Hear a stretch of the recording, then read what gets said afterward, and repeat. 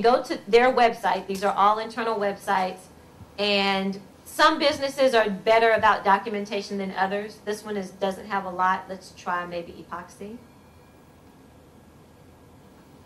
Okay, Epoxy is a little bit better. It has the organization, its locations, key communications that have gone out to the businesses, functions and processes. One of these actually has the strategic elements of that particular business. And I can't remember which one it was. Let's just try. Which one do you recognize? Give me one. Chlorinated organics. Chlorinated organics. Okay, let's see what they've got.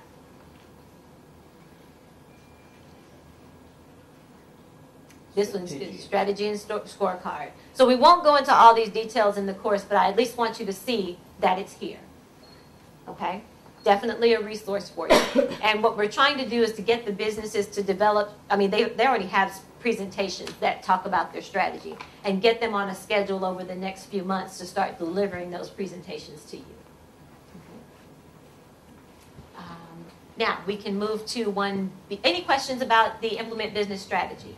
You also notice on the map that we have a book coming from the hand out of the building, and these are our plans, right? So we develop the strategy, and then we develop the plans from the strategy. You'll also see that there is an arm coming out of the building reaching back to the customer with customer requirements. So as we mentioned earlier, we're not just going to enter into a market because it's there or because we think we have a good product. There has to be a financial, strategic, meaningful decision in place that causes us to create a link to a customer and to a market and intend to serve them. Okay. Make sense? It always makes sense when you can see it right there, right? Okay. Card 1B, please. So breakthrough plans. Breakthrough plans are used to align and prioritize plans for business, function, site, etc. to cooperate strategy and direction. It facilitates the development of long-term and annual objectives, measurements, and targets, and describes the value and contributions to the company. In order to identify individual contributions to Dow's success, employees align their annual personal goals with their breakthrough plans. Okay, so again, if we return to the map and we look at the plan book, these are the breakthrough plans. And if you notice, the same 4 elements that we saw on the measures of success chart are repeated. So the structure of the plans for every business is the same. The content will be different because every business is, intentions and measurements, but the structure is the same. So low cost to serve for one business to the next, to the next. They're all trying to achieve something that will roll up to the total corporate low cost to serve initiative. Okay? So if the total corporate low cost to serve initiative is to reduce all supply chain costs by 20% in 2010, every business has to take a piece of that pie and say, we will contribute 3% toward the 20%, or 1.5% toward the 20%. And then the sub-businesses within the larger businesses have to come up with some sort of metric that rolls up, So if they are going to reduce logistics costs to help support the 3% reduction that helps support the 20% overall corporate reduction, everything lines up. It will line up all the way down to the scheduler that their personal goals that will say, I will have no more than 3 error transactions in the entire year. So everything will align and be in place. Okay? Again, all the businesses have these breakthrough plans. Not all of them have them on the intranet, but they have them. And what we want to make sure is that we get you exposed to those, so that you can see how you're supporting the business. I just wanted to understand from you that, while we are doing this, it is very important that whatever business you are associated, you make sure you read what their strategy is, what is their vision, because then you will be aligned. Otherwise, you will be working in isolation. You do not know what is the vision of that specific business for future. It came to my mind. Oh, absolutely. Please, yes, please. Because there will be an expectation from the TCS perspective on how we support Dow. Yes. Again, it's our responsibility to make sure you know that this information is here, and then TCS's responsibility to support and deliver against what we've provided. So absolutely. Like apart from our day-to-day jobs, I think it's our responsibility that how do we add value. Mhm. So if you know the strategy and vision of those individual businesses, okay, where they want to reach in next 10 years, Mhm. so then it would be easier for you to anticipate, okay, what else we need to do, how Mhm. else we can support. Absolutely. Good, good. Okay, the card 1C, please. Sure. Product, market, asset plans. One of the final steps in the strategic planning process is the product and market plan development. These plans help us understand Dow's process for delivering superior value to target customers at a price that grows economic profit. When product, market, asset plans are prepared, some supply chain relevant components that make up the plans include customer classification or prioritization, business and transactional service standards, policies and rules, total cost to serve. All these plans are the guidebook for leading the company through the implementation of short and long-term business planning. Perfect example for the scheduler. Every business has a customer classification prioritization plan. You, again, I was a scheduler, I know. You are constantly being challenged to fill customer orders. Perhaps not enough product is available or not enough equipment is available. If you don't understand the business's prioritization plan, you would be attempting to fill an A-level customer order and a C-level customer order with the same amount of effort. And that can be very, very difficult on your part. If you know the plan, you can at least go back to the customer service representative, go back to the planner and say, you know, I'm in a situation where I cannot meet all the orders.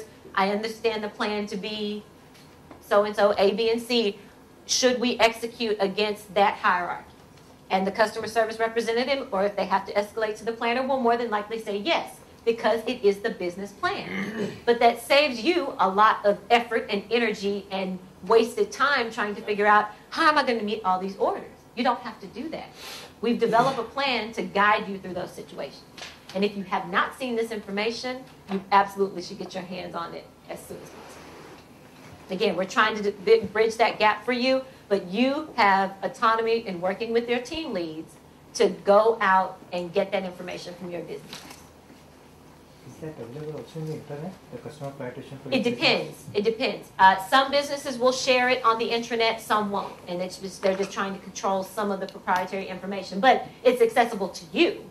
So if it's not on the intranet, you can absolutely get it. Okay? Is it that the case most time it is decided by marketing and sales Absolutely. on prioritizing? Mhm. And it's a dynamic.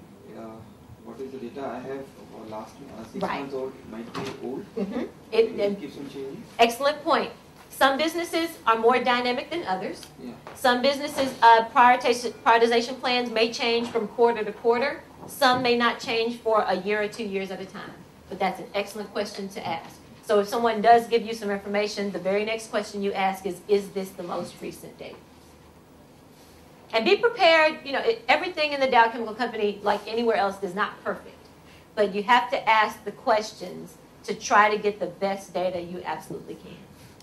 And maybe I think it would be important for us to understand for whatever, like right now the training model which we have is each business, you know, transfers the knowledge to an individual, whoever is associated. Mm-hmm. So maybe a standard message which we can send to all the businesses, I can coordinate with Harry on that and Mhm. Peter that if we can include this piece of information in my training itself, because they need to understand what is priority in terms of customer.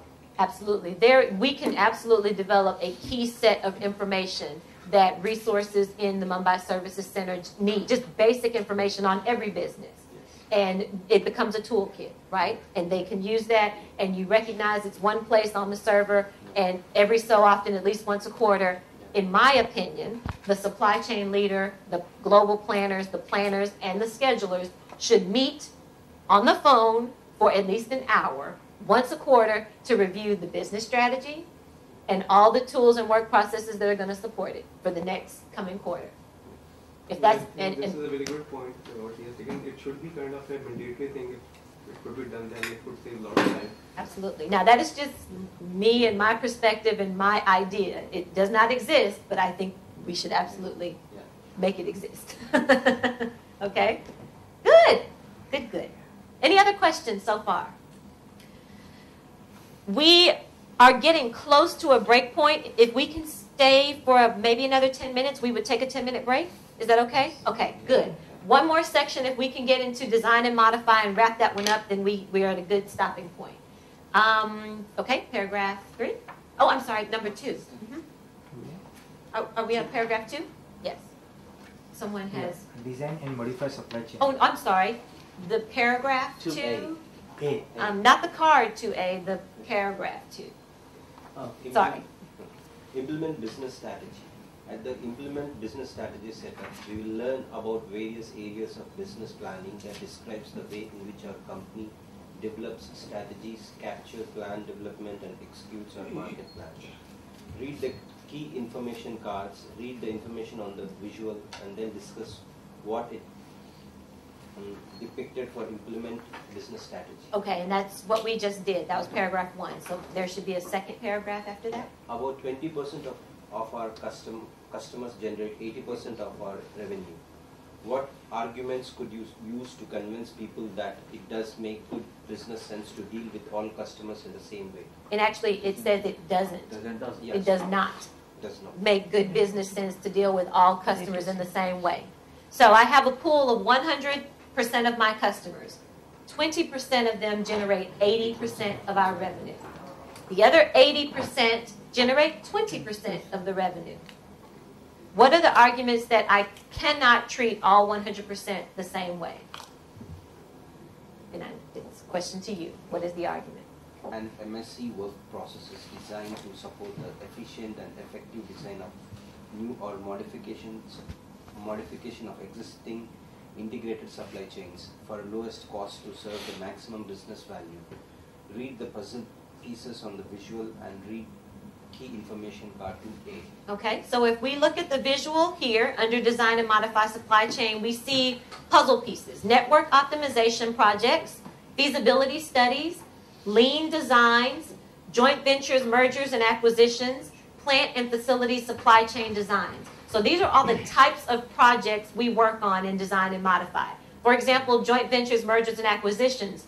We will make an attempt to model an entire supply chain in a virtual environment with associated quantities, manufacturing facilities, supply chain cost, human factors, you name it, everything, before we determine if it's going to be worth or feasible and supports the business strategy.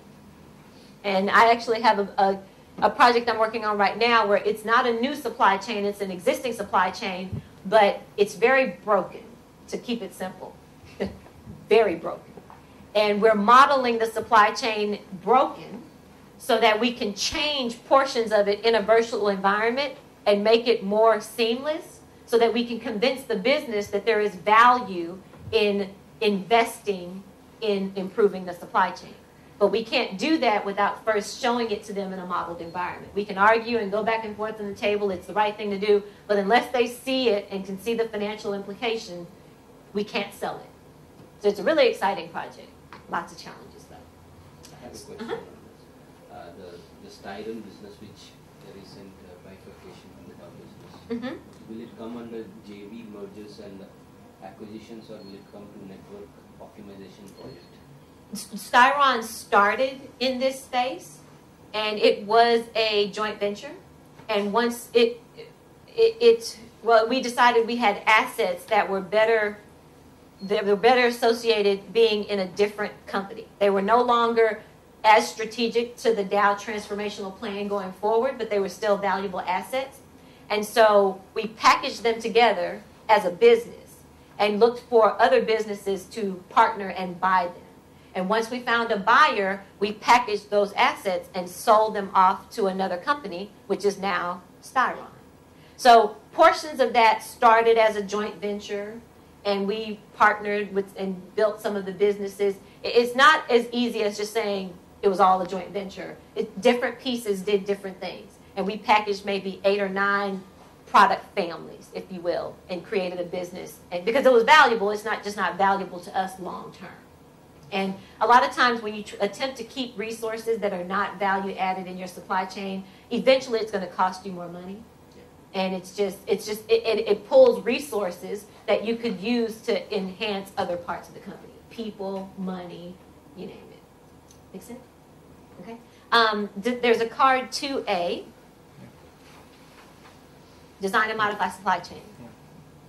The purpose of the design and modify supply chain work process is to support the efficient and effective design of new or existing integrated supply chains. To achieve optimum supply chain designs, project work is completed through feasibility studies, plant and facility supply chain designs, and network optimization projects. Some of the benefits resulting from